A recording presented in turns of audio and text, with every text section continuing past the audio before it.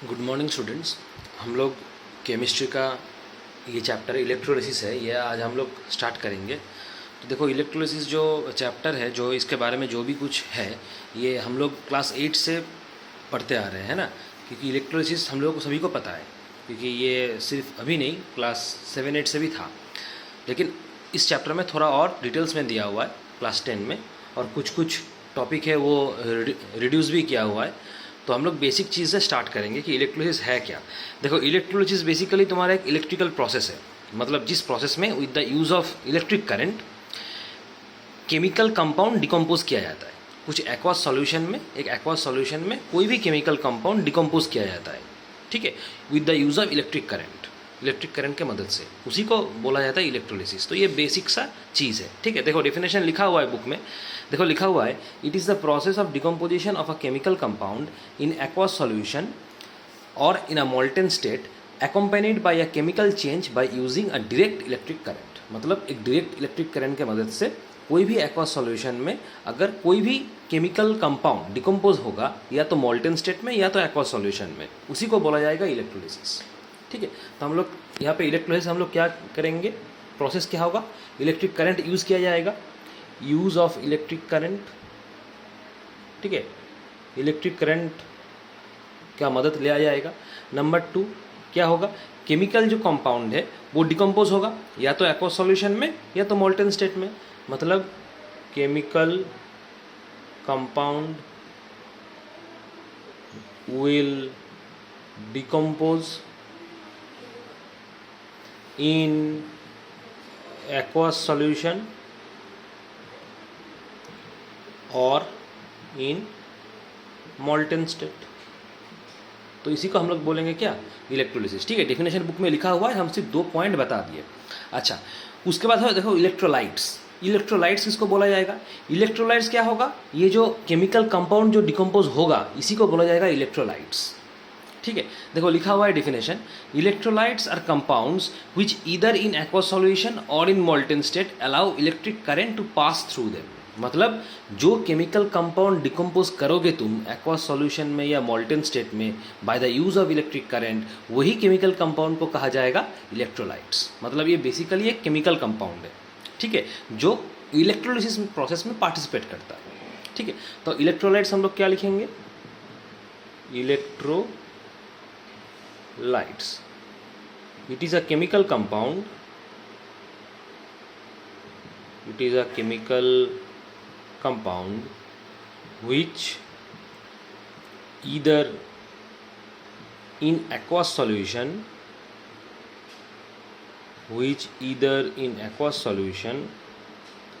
or in molten state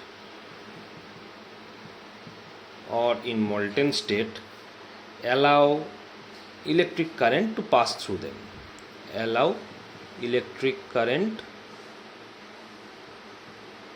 to pass through them, ठीक है। मतलब जो केमिकल कंपाउंड एक्वास सॉल्यूशन में या मोल्टेन स्टेट में अपने आप से इलेक्ट्रिक करंट को पास करने के लिए अलाउ करेगा, उसी को हम लोग इलेक्ट्रोलाइट्स बोलेंगे। मतलब जो इलेक्ट्रोलिसिस प्रोसेस में पार्टिसिपेट करेगा, सिंपल लैंग्वेज में, ठीक है। अच्छा, इलेक्ट्रोलाइट का एग्जाम्पल क्या क्या हो सकता है, देखो एसिड है, बेस है, सॉल्ट है, नमक, ये सभी तुम्हारा इलेक्ट्रोलाइट्स है। तो इलेक्ट्रोलाइट्स बेसिकली तीनों टाइप का होता है, एसिड्स होता है, बेस होता है और सॉल्ट्स होता है।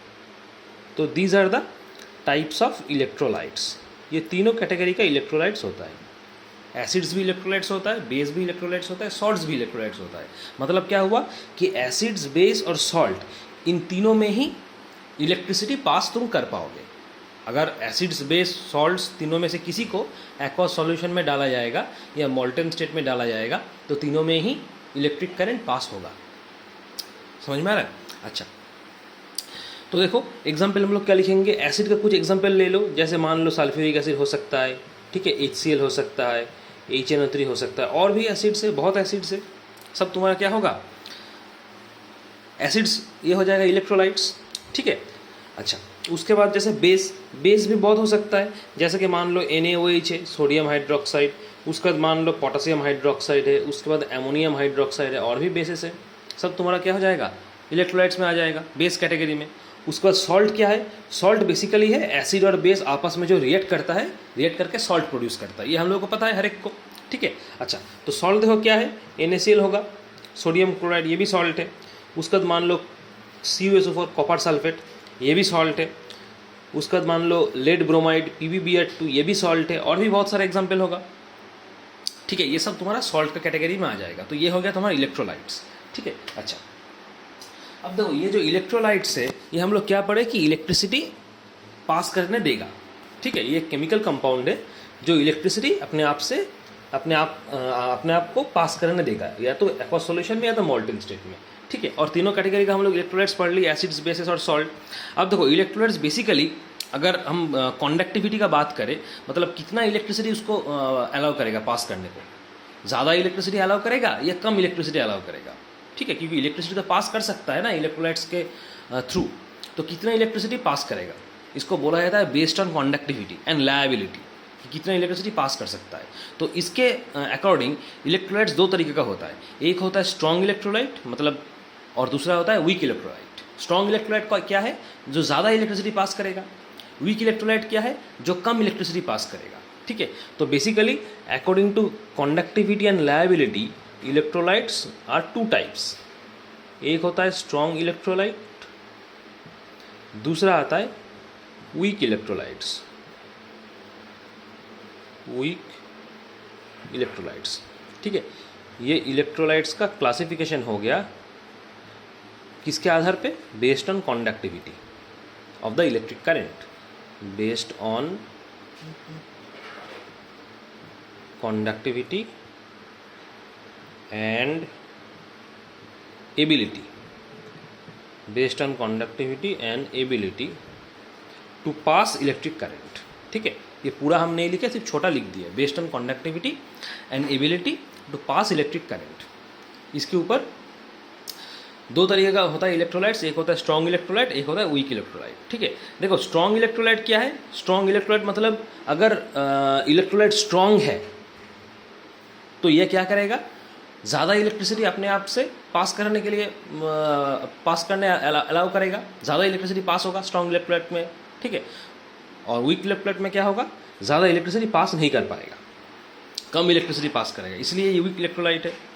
अगर ज़्यादा इलेक्ट्रिसिटी पास करेगा तो जो केमिकल सब्सटेंस है, मतलब जो इलेक्ट्रोलाइट है, वो आयंस में बिखर जाएगा, मतलब they will be dissociated into complete ions, कुछ भी रहेगा नहीं। जितना इलेक्ट्रोलाइट था, जितना केमिकल कंपाउंड था, after passing the electricity the total electrolyte will dissolve into ions, ions में सेपरेट हो जाएगा, कुछ पॉजिटिव आयन होगा, कुछ नेगेटिव आयन होगा, ठीक है। लेकिन वही वीक इलेक्ट्रोलाइट में क्या होगा, जितना इलेक्ट्रोलाइट है उतना इलेक्ट्रोलाइट आयन में डिसोसिएट नहीं करेगा, क्योंकि इलेक्ट्रिसिटी कम पास होगा, वो वीक इलेक्ट्रोलाइट है, मतलब कुछ आयन में डिसोसिएट होगा, कुछ नहीं होगा। तो ये बेसिक सा चीज़ें हैं, ठीक है। अगर एग्जाम्पल का बात करें कि स्ट्रॉन्ग इलेक्ट्रोलाइट का एग्जाम्पल क्या होगा, जैसे जितना भी स्ट्रॉन्ग एसिड है सब तुम्हारा स्ट्रॉन्ग इलेक्ट्रोलाइट में आ जाएगा, ठीक है। जितना भी स्ट्रॉन्ग बेस है सब स्ट्रॉन्ग इलेक्ट्रोलाइट में आ जाएगा, कुछ सॉल्ट है वो भी स्ट्रॉन्ग इलेक्ट्रोलाइट में आ जाएगा। जैसे अगर स्ट्रॉन्ग एसिड का हम बात करें, जैसे HCl हाइड्रोक्लोरिक एसिड, ठीक है। उसके बाद सल्फ्यूरिक एसिड H2SO4, ठीक है। उसके बाद नाइट्रिक एसिड, ये तीनों ही तुम्हारा स्ट्रॉन्ग एसिड है, ठीक है। तो ये सब तुम्हारा स्ट्रॉन्ग इलेक्ट्रोलाइट में हो जाएगा एसिड के बेसिस पे, ठीक है। उसके बाद स्ट्रॉन्ग बेस जैसे NaOH सोडियम हाइड्रोक्साइड, ठीक है। उसके बाद पोटेशियम हाइड्रोक्साइड, ये तुम्हारा स्ट्रॉन्ग इलेक्ट्रोलाइट हो जाएगा। याद रखना ये सब तुम्हारा क्या होगा, मोल्टन स्टेट या एक्वा स्टेट में, ठीक है। क्योंकि इलेक्ट्रोलाइट्स का डिफिनेशन ही वही था कि इलेक्ट्रोलाइट्स क्या है, एक केमिकल कंपाउंड है जो मोल्टन स्टेट या एक्वा स्टेट में इलेक्ट्रिसिटी अलाउ करेगा पास करने को, ठीक है। अच्छा, उसके बाद सॉल्ट में अगर आएंगे, सॉल्ट क्या क्या हो सकता है, जैसे सोडियम क्लोराइड हो सकता है स्ट्रॉन्ग इलेक्ट्रोलाइट में, ठीक है। उसके बाद कॉपर सल्फेट हो सकता है स्ट्रॉन्ग इलेक्ट्रोलाइट में, तो और भी एग्जाम्पल्स हैं। तो ये हो जाएगा तुम्हारा स्ट्रॉन्ग इलेक्ट्रोलाइट्स, ठीक है, एक्वस सॉल्यूशन में या मोल्टन स्टेट में, ठीक है। अच्छा, अब आते हैं वीक इलेक्ट्रोलाइट के एग्जाम्पल में। वीक इलेक्ट्रोलाइट का एग्जाम्पल क्या होगा, अगर एसिड का बात करें तो जो भी वीक एसिड है, बेस का अगर बात करोगे जो भी वीक बेसिस है, जो भी सॉल्ट्स होगा सब तुम्हारा वीक इलेक्ट्रोलाइट्स होगा, ठीक है। एसिड मतलब क्या, एसिड के अंदर तुम्हारा वीक एसिड, जैसे मान लो ऑक्सैलिक एसिड वीक एसिड है, ठीक है, ये हो सकता है। उसके बाद कार्बोनिक एसिड, कार्बोनिक एसिड, ये तुम्हारा वीक इलेक्ट्रोलाइट्स है। ठीक है। अच्छा, बेस के अंदर तुम्हारा आ जाएगा अमोनियम हाइड्रोक्साइड, इसका फॉर्मूला है NH4OH, अमोनियम हाइड्रोक्साइड, ये हो जाएगा। उसके बाद और बेस का बात करोगे तो कैल्शियम हाइड्रोक्साइड, जिसका फॉर्मूला है CaOH2, ये तुम्हारा वीक इलेक्ट्रोलाइट्स हो जाएगा। ठीक है। सॉल्ट्स का अगर बात करो तो जैसे मान लो NH4Cl, अमोनियम क्लोराइड, ये तुम्हारा एक वीक इलेक्ट्रोलाइट है। ठीक है। उसके बाद लेड एसीटेट, ये एक वीक इलेक्ट्रोलाइट है। समझ में आ रहा है? तो बेसिकली अगर तुम सॉल्ट्स के देखोगे तो कौन सा सॉल्ट्स होगा, हम लोग को पता है कि एसिड और बेस रिएक्ट करेगा तो सॉल्ट प्रोड्यूस होगा, लेकिन अगर वीक इलेक्ट्रोलाइट है तो जो एसिड और बेस से सॉल्ट बनेगा वो एसिड तुम्हारा वीक एसिड होगा और जो बेस होगा वो भी वीक बेस होगा। WA मतलब वीक एसिड, WB मतलब वीक बेस। हम लोग क्या बोले कि सॉल्ट कैसे प्रोड्यूस होता है, एसिड और बेस को आपस में रिएक्ट करवाओगे तो सॉल्ट प्रोड्यूस होगा। अब अगर वीक इलेक्ट्रोलाइट है तो उसमें जो सॉल्ट आएगा वो सॉल्ट वीक एसिड से आएगा और वीक बेस से आएगा। वीक एसिड और वीक बेस रिएक्ट करके वीक सॉल्ट प्रोड्यूस करेगा, वही वीक सॉल्ट तुम्हारा क्या, वीक इलेक्ट्रोलाइट होगा। अगर स्ट्रॉन्ग इलेक्ट्रोलाइट है तो उनमें जो सॉल्ट आएगा ये सॉल्ट तुम्हारा क्या, स्ट्रॉन्ग एसिड और स्ट्रॉन्ग बेस से आएगा। या फिर तुम बोल सकते हो स्ट्रॉन्ग एसिड और वीक बेस भी हो सकता है, बेस भी वीक हो सकता है, लेकिन एसिड को स्ट्रॉन्ग होना होगा।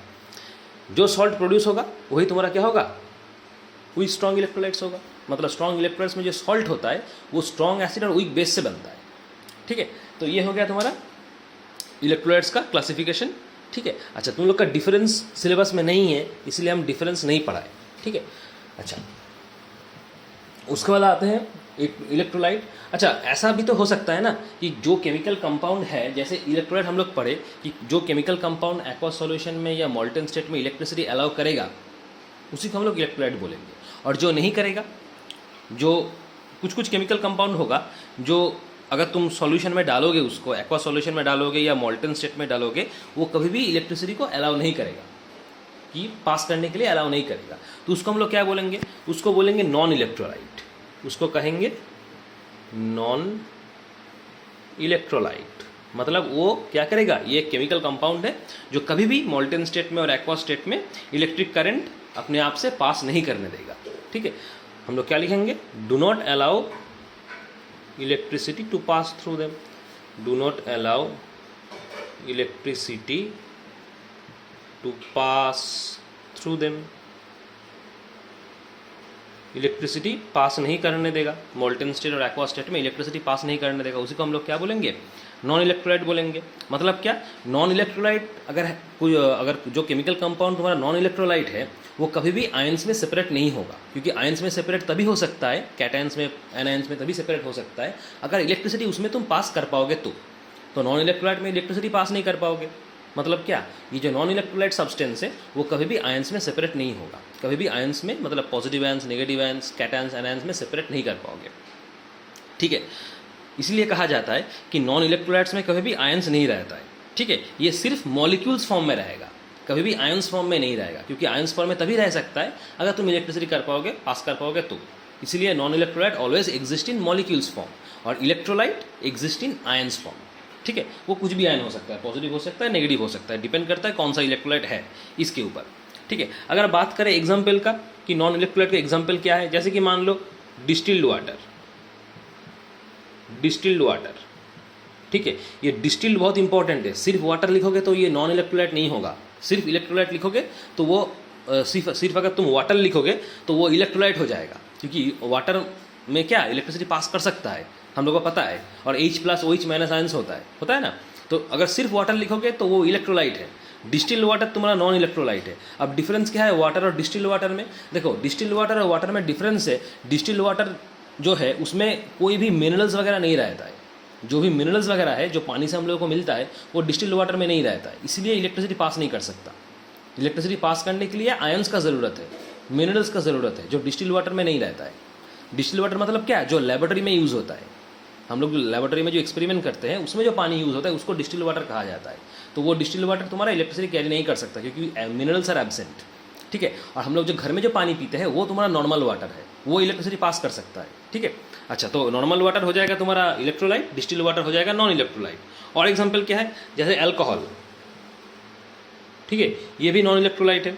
उसके बाद तुम्हारा जैसे मान लो केरोसिन। ठीक है, नॉन इलेक्ट्रोलाइट है। और भी एग्जाम्पल है, जैसे ग्लूकोज नॉन इलेक्ट्रोलाइट है। और भी एग्जाम्पल है, बुक से पढ़ लेना, और भी एग्जाम्पल है, ठीक है। अच्छा, तो ये हो गया नॉन इलेक्ट्रोलाइट का इंफॉर्मेशन। इलेक्ट्रोलाइट हो गया हम लोगों का, नॉन इलेक्ट्रोलाइट हो गया, ठीक है। अच्छा, अब हम लोग देखेंगे कि ये जो हम लोग पढ़ रहे हैं कि इलेक्ट्रोलिसिस करेंगे, मतलब क्या, एक इलेक्ट्रिक करंट यूज़ करके करना होता है। कोई भी केमिकल कंपाउंड जो डिकम्पोज होगा मोल्टन स्टेट में या एक्वस सॉल्यूशन में, इसमें तुम्हें इलेक्ट्रिक करंट का यूज़ करना पड़ेगा, ठीक है। लेकिन इलेक्ट्रिक करंट यूज़ कैसे करोगे? जाहिर सी बात है, एक्सटर्नल सोर्स देना पड़ेगा। मतलब ये बैटरी हो सकता है, कोई कुछ सेल वगैरह हो सकता है जहाँ से तुम इलेक्ट्रिसिटी लोगे। लेकिन इलेक्ट्रिसिटी लोगे तो ठीक है, लेकिन उसको सॉल्यूशन में पास कैसे करवाओगे? सॉल्यूशन में तो पास करना है ना, तो उसके लिए तुम्हें एक चीज़ का ज़रूरत पड़ेगा जिसको बोला जाता है इलेक्ट्रोड्स, जिसको बोला जाता है इलेक्ट्रोड्स। इसके बारे में हम लोग देखेंगे ये इलेक्ट्रोड्स है क्या। देखो, इलेक्ट्रोड्स बेसिकली दो मेटल प्लेट रहता है या दो मेटल वायर रहता है, जो इलेक्ट्रोलिसिस प्रोसेस में तुम अंदर उसको यूज़ करोगे। तो बेसिकली इलेक्ट्रोड्स क्या है? दो मेटल प्लेट है और दो मेटल वायर है। ये ग्राफाइट का बनाया जाता है। ग्राफाइट या गैस कार्बन, दोनों में से कुछ भी एक लिया जाता है, उसको सॉल्यूशन के अंदर रखा जाएगा, ठीक है। और एक सेल से कनेक्ट किया जाएगा, मतलब जिस सेल से तुम करंट ले रहे हो या जो बैटरी से ले रहे हो उससे कनेक्टेड रहेगा। वो मेटल जो प्लेट है उसी को बोला जाता है इलेक्ट्रोड्स, क्योंकि ये मदद करेगा करंट को सॉल्यूशन में डिस्ट्रीब्यूट करने में, ठीक है। तो बेसिकली इलेक्ट्रोड्स क्या है? दो मेटल प्लेट है और दो वायर भी हो सकता है, ठीक है। और दो ग्राफाइट रॉड भी हो सकता है जो ग्राफाइट से बना होगा।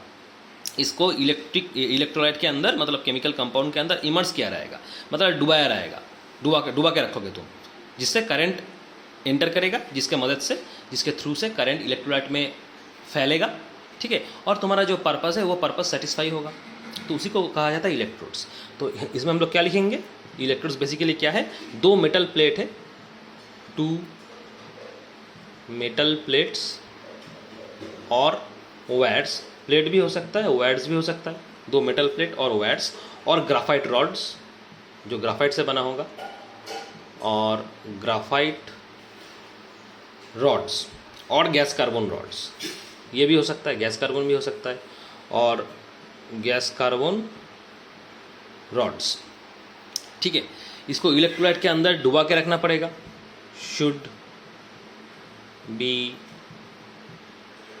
इमर्स इन इलेक्ट्रोलाइट, ताकि इलेक्ट्रिसिटी अच्छी तरीके से फैले, ठीक है। Should be immerse in electrolyte,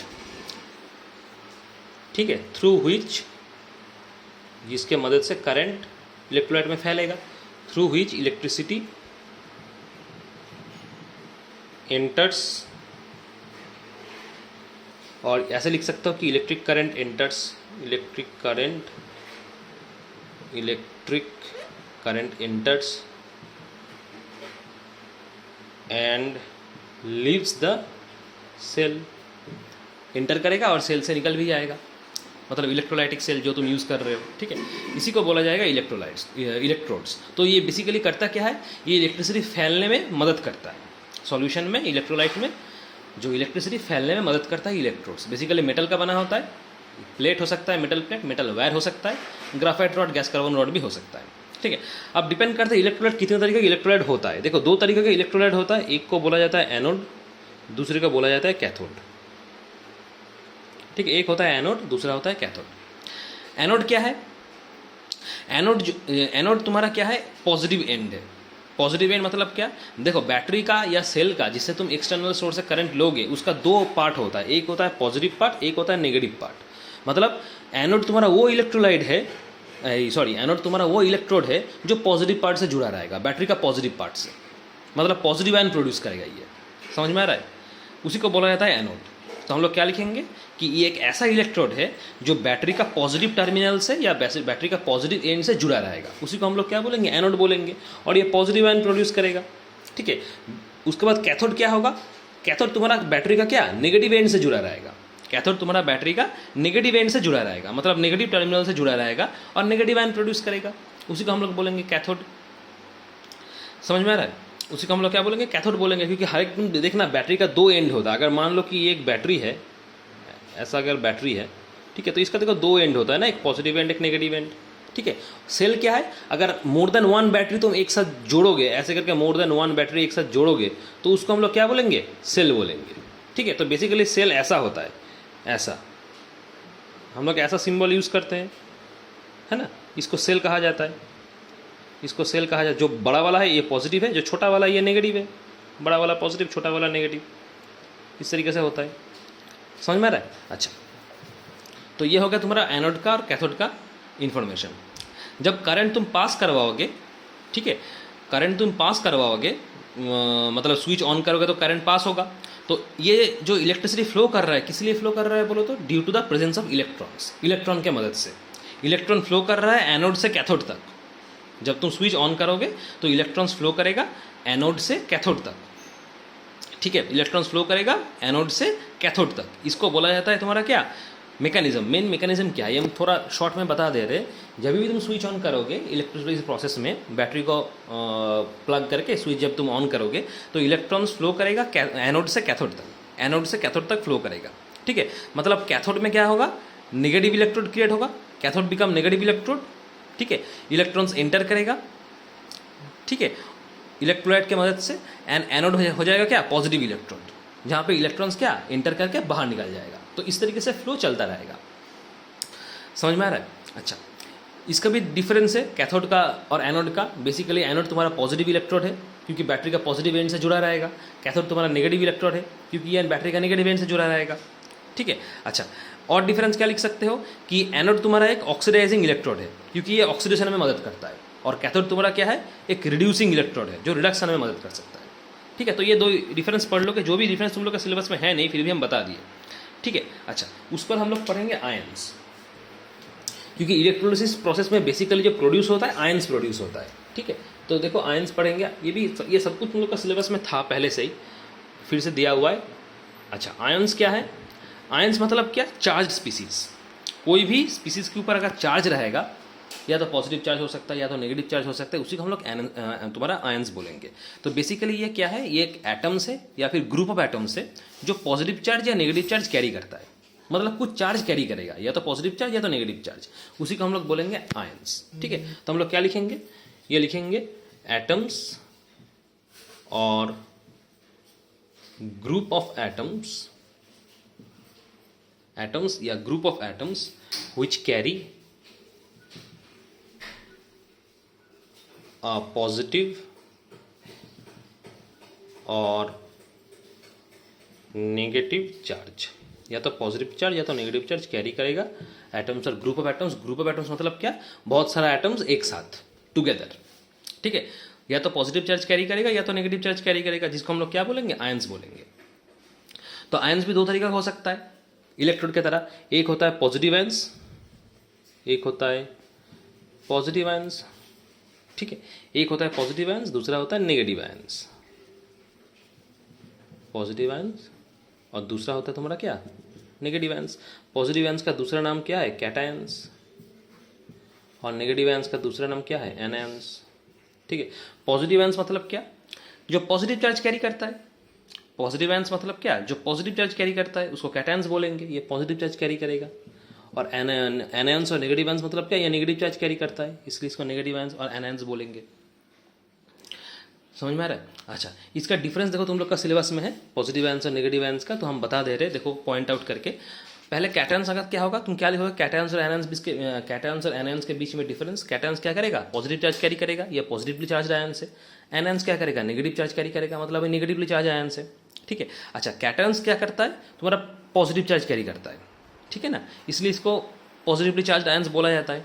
तो ये जो कैटायंस है ये क्या करेगा, माइग्रेट करेगा, कैथोड से माइग्रेट करेगा, माइग्रेट टू द कैथोड, मतलब कैथोड के तरफ माइग्रेट करेगा। क्योंकि ठीक से सोचो, पॉजिटिव आयंस जो है वो कैटायंस है, मतलब कैटायंस को तुम पॉजिटिव आयंस बोलोगे, तो ये कैटायंस क्या करेगा, मतलब जो पॉजिटिव आयन प्रोड्यूस होगा वो कैथोड की तरफ जाएगा। मतलब इलेक्ट्रोलिसिस, इलेक्ट्रोलाइट्स है, ठीक है, तुम इलेक्ट्रिसिटी बाहर से दे रहे हो तो क्या आयंस प्रोड्यूस होगा इलेक्ट्रोलाइट से, क्या आयन प्रोड्यूस होगा, कुछ पॉजिटिव आयन होगा कुछ नेगेटिव आयन होगा। जो पॉजिटिव आयन प्रोड्यूस होगा वो कैटायन की तरफ जाएगा, जो नेगेटिव आयन प्रोड्यूस होगा वो एनायन की तरफ जाएगा। बात समझ में आया? क्योंकि पॉजिटिव आयंस को कैटायंस बोला जाता है, नेगेटिव आयंस को एनायंस बोला जाता है। इसलिए जो पॉजिटिव आयन प्रोड्यूस होगा, इलेक्ट्रिसिटी जब तुम पास करोगे इलेक्ट्रोलाइट में, तो positive ion will migrate towards cations, और negative ions will migrate towards anions. ठीक है, अच्छा मतलब पॉजिटिव आयन जो कैटायंस जो माइग्रेट करेगा वो कैथोड में माइग्रेट करेगा, जो कैटायंस प्रोड्यूस होगा वो कैथोड में माइग्रेट करेगा, और नेगेटिव आयन जो प्रोड्यूस होगा वो एनोड में माइग्रेट करेगा। ठीक है, अच्छा और एक एग्जांपल दे देना दोनों का, पॉजिटिव आयन का नेगेटिव आयन का, तो डिफरेंस तुम्हारा हो जाएगा। ठीक है अच्छा उसके बाद नेक्स्ट आते हैं, नेक्स्ट जो है ऑक्सीडेशन।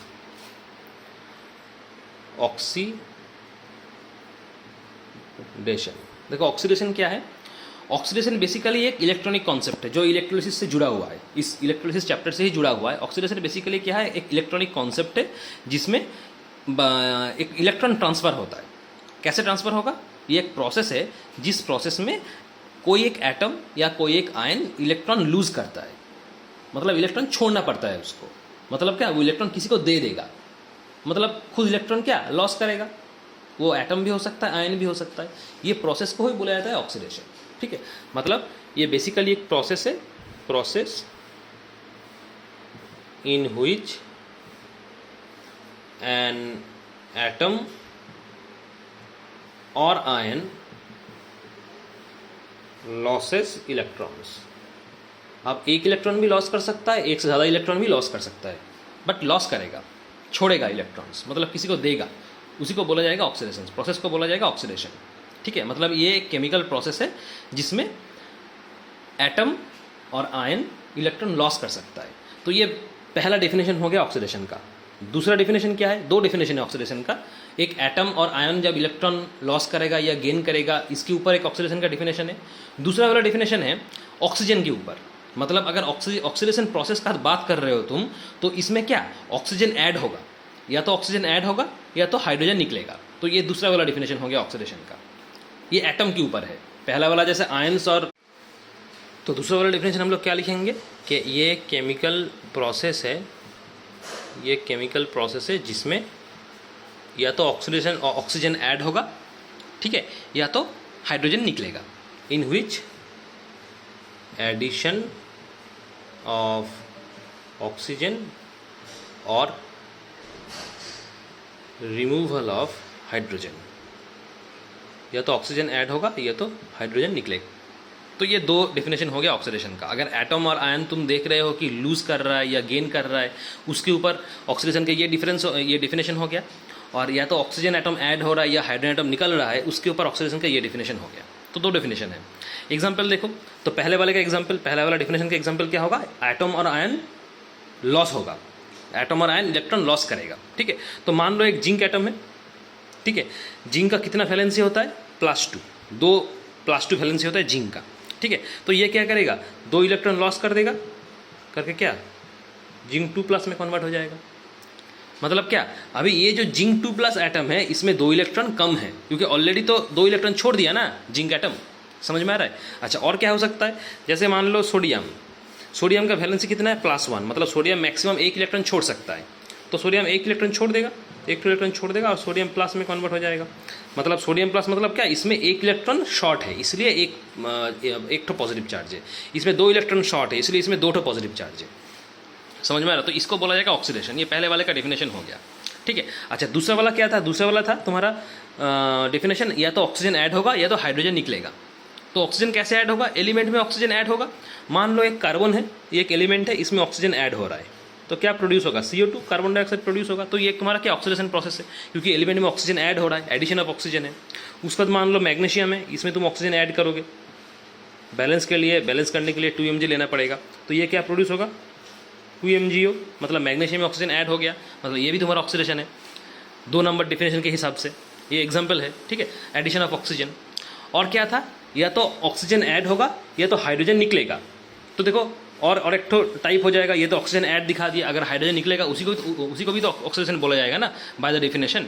तो हाइड्रोजन निकलेगा मतलब क्या? मान लो तुम्हारा 2 एलिमेंट है, एक H2S है हाइड्रोजन सल्फाइड और दूसरा क्लोरीन है, इसको आपस में रिएक्ट कराओगे तो हाइड्रोजन निकल जाएगा। प्रोड्यूस क्या होगा?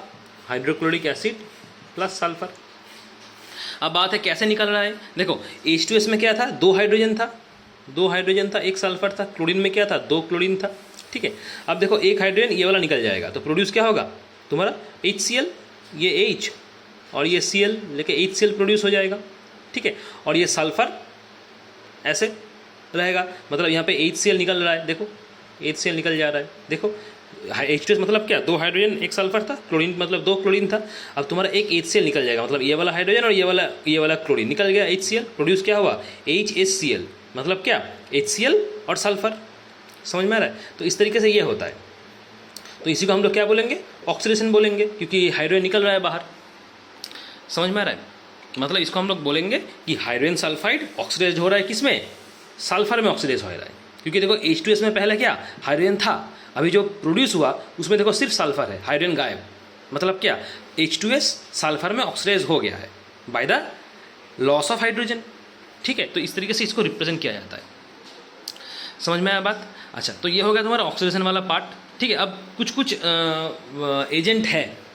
एजेंट है जो इस ऑक्सीडेशन में मदद करता है बाहर से, ताकि ऑक्सीडेशन हो, उसको बोला जाता है ऑक्सीडाइजिंग एजेंट। उसको कहा जाएगा ऑक्सीडाइजिंग एजेंट।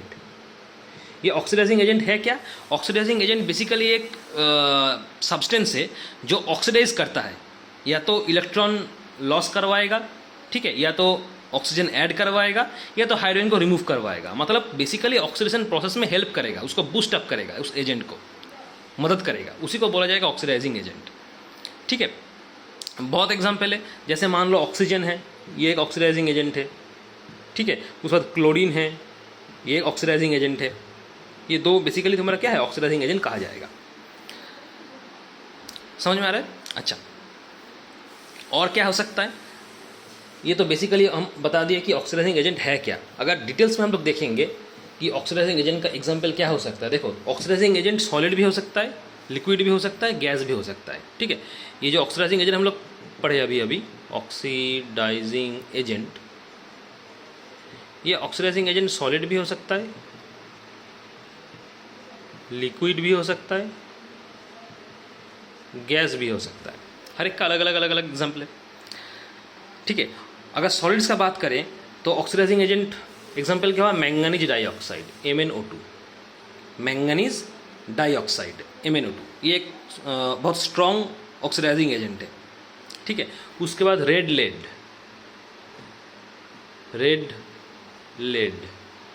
ये भी एक स्ट्रॉन्ग ऑक्सीडाइजिंग एजेंट है, ठीक है। उसके बाद लेड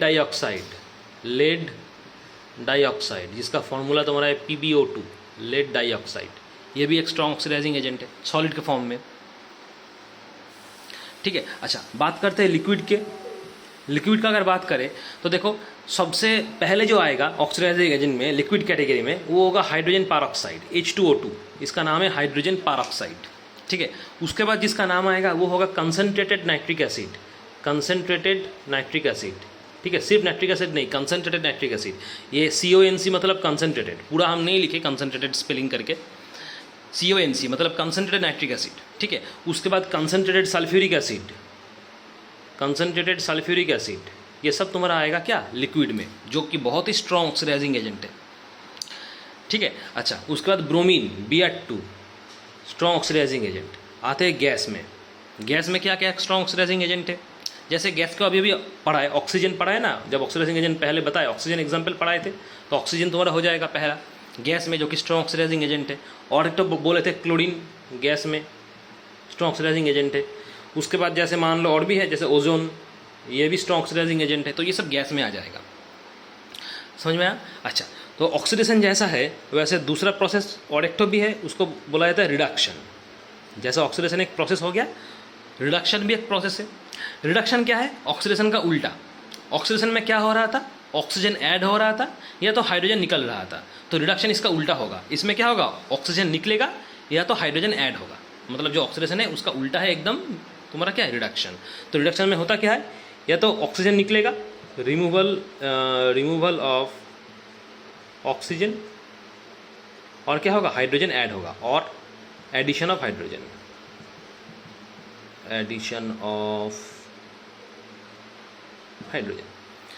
मतलब ऑक्सीजन यहाँ से बाहर निकल जाएगा, रिमूवल ऑफ ऑक्सीजन, या तो हाइड्रोजन ऐड होगा, एडिशन ऑफ हाइड्रोजन, इसको बोला जाएगा रिडक्शन।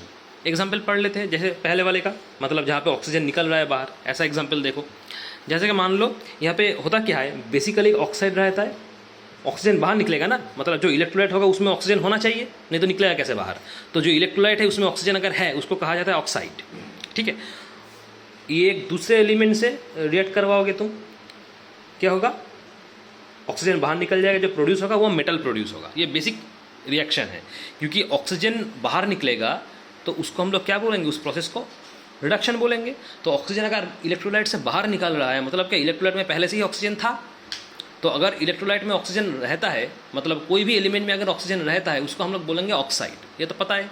तो उसको दूसरे वाले एलिमेंट से रिएक्ट करवाओगे तो ऑक्सीजन बाहर निकल जाएगा, तो रहेगा क्या, मेटल प्रोड्यूस होगा, प्लस साइड प्रोडक्ट दूसरा कुछ रह सकता है, लेकिन बेसिकली प्रोड्यूस होगा मेटल। तो ये बेसिक तुम्हारा रिएक्शन हो गया रिमूवल ऑक्सीजन में। अब कोई भी ऑक्साइड लो जिसमें ऑक्सीजन है, जैसे क्यूपिक ऑक्साइड, ठीक है, इसका अगर तुम एलिमेंट मान लो हाइड्रोजन डाल दोगे, हाइड्रोजन डाल दोगे तो क्या होगा, हाइड्रोजन और यहाँ से ऑक्सीजन को खींच लेगा, खींच के पानी बाहर निकल जाएगा और रह जाएगा क्या, कॉपर। देखो कॉपर एक मेटल है, मतलब हो गया, ऑक्सीजन बाहर निकल गया। पहले Cu में देखो ऑक्सीजन था, अभी देखो ऑक्सीजन निकल गया, नहीं है, मतलब क्या, ये क्या प्रोसेस है, रिडक्शन प्रोसेस है, ऑक्सीजन बाहर निकल गया।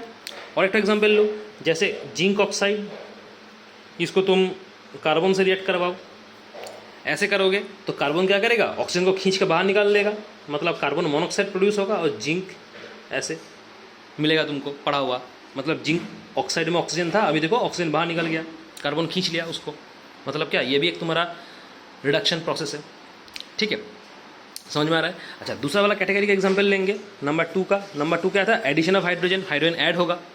तो मान लो हाइड्रोजन अगर तुम ऐड करोगे, मान लो एक एलिमेंट तुम्हारा क्लोरीन है, एक तुम्हारा एलिमेंट H2S है, क्लोरीन है और H2S है, ठीक है।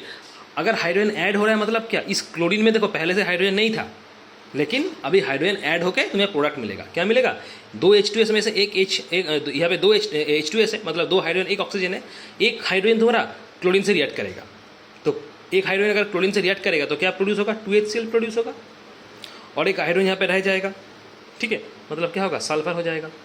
रिएक्शन मालूम हुआ, यहाँ पे 2 क्लोरीन था और एक H2S था, तो एक H2S में 2 हाइड्रोजन था, तो उनमें से 2 हाइड्रोजन कहाँ चला जाएगा, इस Cl के साथ जुड़ जाएगा, तो 2HCl हो जाएगा और खाली सल्फर रह जाएगा। मतलब देखो H2S में पहले क्या हाइड्रोजन था, अभी सल्फर में देखो हाइड्रोजन गायब। लेकिन क्लोरीन 2 में क्या था, पहले हाइड्रोजन नहीं था, लेकिन अब तुम HCl में देखो हाइड्रोजन है, मतलब ये वाला जो स्टेप है, ये वाला स्टेप तुम्हारा क्या है, रिडक्शन वाला स्टेप है। हाइड्रोजन ऐड हो रहा है, क्लोरीन में पहले नहीं था, अभी क्लोरीन में देखो हाइड्रोजन ऐड हो गया, ये तुम्हारा क्या होगा, एडिशन ऑफ हाइड्रोजन।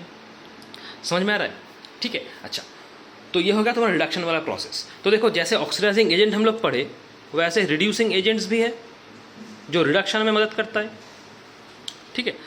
जैसे ऑक्सीडाइजिंग एजेंट से रिड्यूसिंग एजेंट्स भी है जो रिडक्शन में मदद करेगा, ठीक है। कोई भी एक रिड्यूसिंग एजेंट ये हमेशा करता क्या है, एलिमेंट से या तो ऑक्सीजन को बाहर निकाल देगा या तो हाइड्रोजन ऐड कर देगा, मतलब क्या, रिडक्शन में उसको मदद करेगा ताकि रिडक्शन हो पाए। It will help the electrolyte by removing oxygen और by the addition of hydrogen, इसको बोला जाएगा रिड्यूसिंग एजेंट। तो देखो हम लोग जो अभी भी जितना भी एग्जाम्पल पढ़ा है उसमें तुम्हारा देखो रिड्यूसिंग एजेंट का अगर हम एग्जाम्पल का बात करें तो कौन सा क्या क्या हो सकता है रिड्यूसिंग का एजेंट का एग्जाम्पल जो मदद करेगा। जैसे यहाँ पे देखो हाइड्रोजन, इस एग्जाम्पल में देखो हाइड्रोजन ये एक रिड्यूसिंग एजेंट है क्योंकि ये ऑक्सीजन को बाहर निकल रहा है कॉपर CO से। उसके बाद कार्बन, ये भी देखो ऑक्सीजन को बाहर निकल रहा है जिंक ऑक्साइड से, तो ये भी रिड्यूसिंग एजेंट है। उसके बाद H2S में देखो H2S क्या कर रहा है, क्लोरीन से हाइड्रोजन ऐड कर देगा, क्लोरीन में हाइड्रोजन नहीं था, अभी H2S से रिएक्ट करोगे तो क्लोरीन ऐड हो जाएगा, मतलब ये भी एक रिड्यूसिंग एजेंट है। तो ये तीनों तुम्हारा क्या होगा एग्जाम्पल, H2 मतलब हाइड्रोजन, कार्बन, हाइड्रोजन सल्फाइड, ये सब तुम्हारा एग्जाम्पल हो जाएगा तुम्हारा क्या, रिड्यूसिंग एजेंट का। समझ में आ रहा है, ये सब तुम्हारा एग्जाम्पल हो जाएगा रिड्यूसिंग एजेंट का, ठीक है। तो ये बेसिकली बहुत ईजी है, इसको पढ़ लोगे। तो आज हम लोग इतना ही पढ़ा है, ठीक है। नेक्स्ट क्लास में हम लोग और आगे बढ़ेंगे, बहुत डिस्कशन हो गया। इलेक्ट्रोलिसिस तुम्हारा प्रोसेस क्या है, इलेक्ट्रोलाइट्स क्या है, नॉन इलेक्ट्रोलाइट्स क्या है, स्ट्रॉन्ग इलेक्ट्रोलाइट, वीक इलेक्ट्रोलाइट सब पढ़ा लिए, ठीक है। रिड्यूसिंग एजेंट, ऑक्सीडाइजिंग एजेंट सब पढ़ा लिए, एग्जाम्पल भी देन लिए। नेक्स्ट क्लास में हम लोग यहाँ से आगे बढ़ेंगे और थोड़ा सा है ये कराएंगे तो ये चैप्टर खत्म हो जाएगा, ठीक है। Thank you.